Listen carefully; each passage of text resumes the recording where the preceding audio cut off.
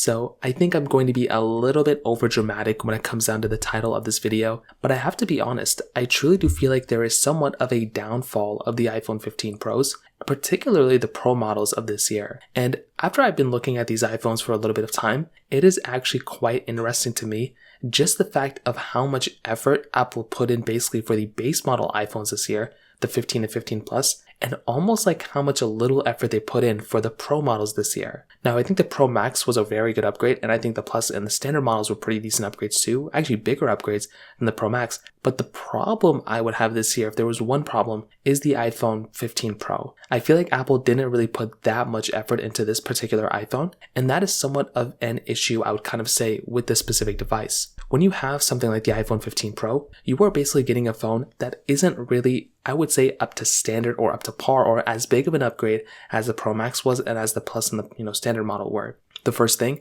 the camera. I feel like the Pro Max got a pretty big camera upgrade this year, being able to zoom in, 25x, and even the 15 and the 15 Plus got pretty big upgrades this year too. Those phones have twice the amount of zooming in capability and big camera differences from the, previous generation. The Pro model this year, for some reason, did not get any, I would say any big major change with the camera. Of course, there's going to be some improvements here and there, but there really wasn't that big of a jump as I was expecting, which was something that was very surprising to me. When you have something like an iPhone camera, it's usually one of the best cameras that you can get into a device, and with this specific device, it's pretty much no exception. I feel like Apple could have done a little bit of a better job here for the 15 Pro camera, and that's something else that kind of shocks me a little bit. Now, also, that overheating issue that was going on before, Apple has addressed and fixed, but also when it comes down to all the iPhone 15 models, I feel like that is just something that Apple should have never even had happen. That was something that pretty much should have just came and went, and it's very weird that that specific device was prolonged for a period of time, and we were kind of questioning whether it was our fault or Apple's fault.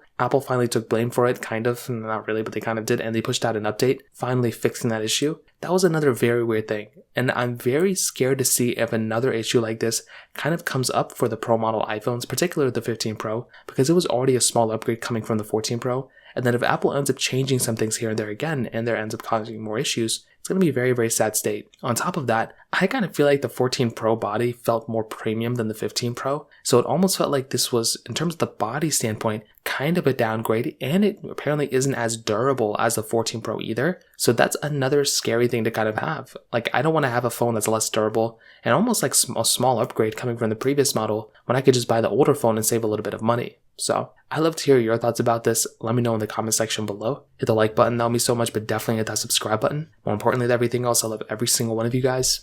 Hopefully I'll catch you guys in the next video. Peace out till then.